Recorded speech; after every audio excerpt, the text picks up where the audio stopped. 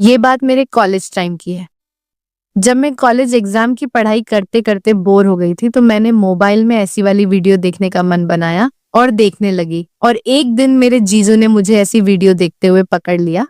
उस दिन से जीजू मेरे साथ मेरी दुकान का उद्घाटन करने की जिद करने लगे। वे मेरा उद्घाटन करना चाहते थे, लेकिन हर बार मैं उन्हें उद्घाटन करने से मना कर देती। मेरी कॉलेज की परीक्षा नजदीक आ रही थी, जिसके लिए मैं पढ़ाई कर रही थी, और हमारे घर पर ऐसा कोई नहीं था जो मुझे कॉलेज तक ले जाए। कॉलेज हमारे घर से काफी दूरी पर था, इस कारण हमें एक दिन पहले ही कॉलेज जाना पड़ता था।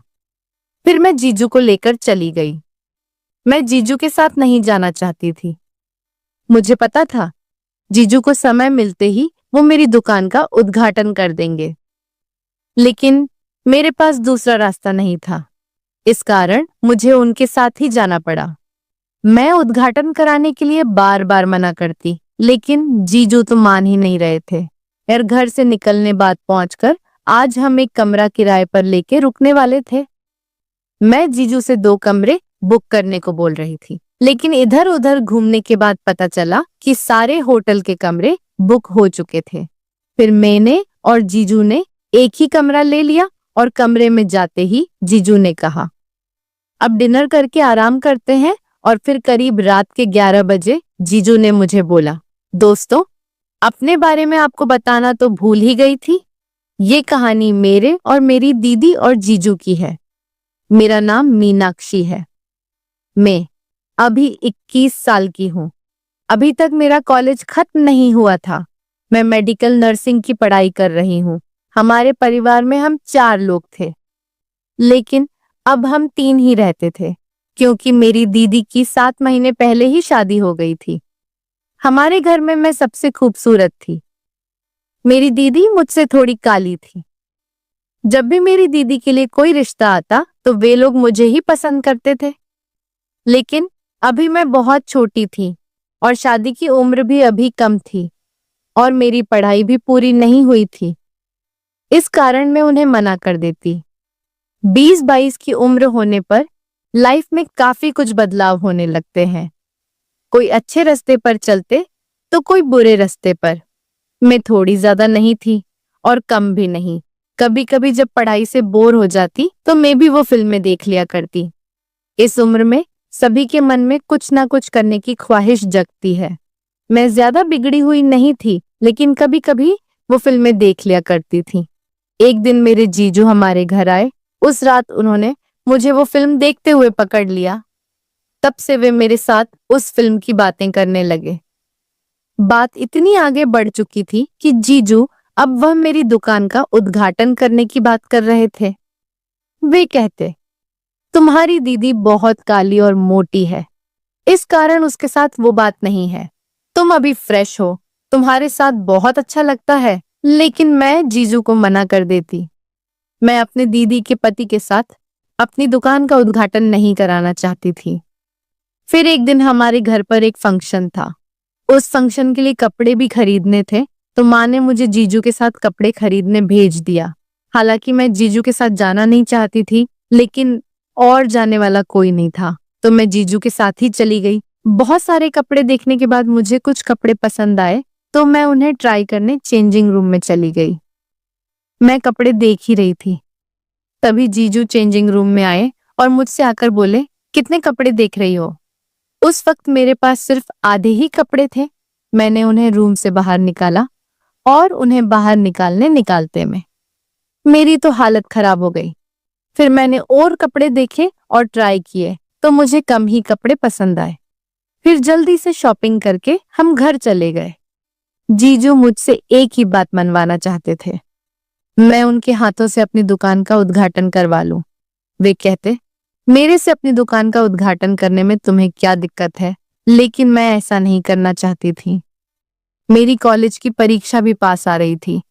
मेरी मेडिकल नर्सिंग की परीक्षा थी, लेकिन एक परेशानी थी, मेरी परीक्षा की और दूसरी हमारे कॉलेज की। इस वक्त हमारा कॉलेज बंद था। सभी बच्चे अपने अपने घर जा चुके थे। फिर भी कॉलेज वाले एग्जाम ले रहे थे। कॉलेज हमारे घर से भी बहुत दूर था।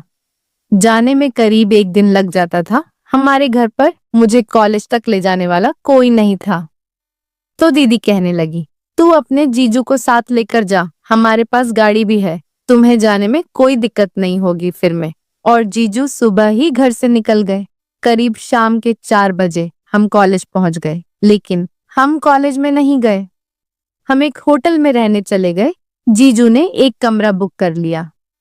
मैं 2 कमरे बुक करवानी चाहती थी, लेकिन जीजू ने मना कर दिया। खाना खाने के बाद जीजू कहने लगे, चलो हम पार्क में घूम आते हैं। मुझे पार्क में घूमने में बहुत मजा आता था, तो मैं जल्दी से मान गई। लेकिन जीजू मुझे पार्क की बजाय किसी जंगल में लेकर चले गए। रात के 9 बज रहे थे। जंगल बहुत ही डरावना हो चुका था। मेरे डर से पसीने छूट गए। जीजू मुझे लेकर घने जंगल में चले गए और जीजू ने कहा, अब तुम्हें मेरी बात माननी ही पड़ेगी, नहीं तो मैं तुम्हें इस जंगल में अकेला छोड़कर चला जाऊंगा। मैंने पूछा, कौन सी बात? तो वे कहने लगे, मैं तुम्हारी दुकान का उद्घाटन करना चाहता हूँ। मैंने कहा, मैं मर जाऊंगी लेकिन दुकान का उद्घाटन आपसे कभी नहीं करवाऊंगी। तभी जीजू अचानक अंधेरे में छुप गए। मैं होटल जाने का रास्ता खोजने लगी। बहुत समय तक मैं रास्ता ढूंढती रही, लेकिन मुझे कोई रास्ता नहीं मिला। हम काफी जंगल के अंदर आ चुके थे। मैं जोर जोर से चिल्ला रही थी, लेकिन आसपास कोई भी नहीं था। बहुत समय हो चुका था। जीजू अभी तक बाहर नहीं निकले थे। मुझे डर भी बहुत लग रहा था। जंगल से अजीब अजीब आवाजें आ रही थी। अब मुझसे खड़ा भी नहीं हुए जा रहा था। अब मेरे पास एक ही रास्ता बचा था। जीजू की शर्त मानने के अलावा मेरे पास कोई रास्ता नहीं था।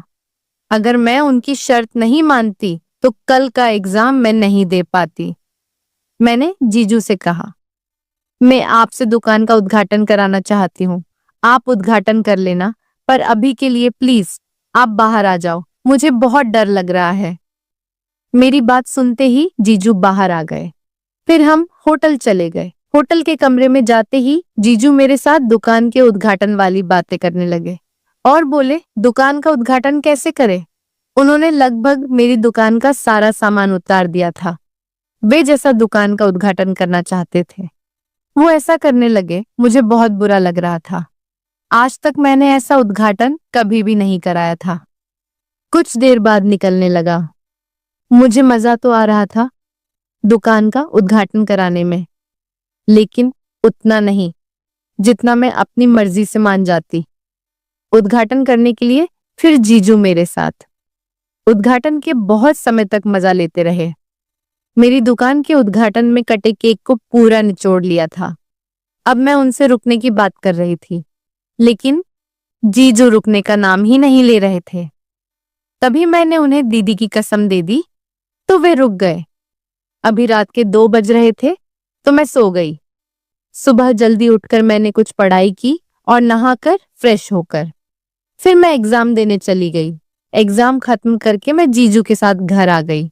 उस दिन से मैं जीजू के साथ किसी भी जगह पर नहीं गई, क्योंकि वह मुझे एक तो जंगल में अकेले छोड़ दिया था और दुकान का उद्घाटन भी बहुत अच्छा नहीं किया जैसे मैं चाहती थी। अब मैंने जीजू से दूरियां बना ली। जीजू बहुत बुरे इंसान थे, मुझे आज पता चला। तो दोस्तों, ये थी आज की कहानी। आपकी क्या राय है इस पर हमें कमेंट में जरूर बताएं।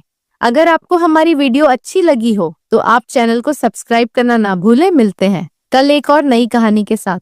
और अगर आपको कहानी सही में पसंद आई तो दोस्तों के साथ शेयर जरूर करें और मुझे इजाजत दे।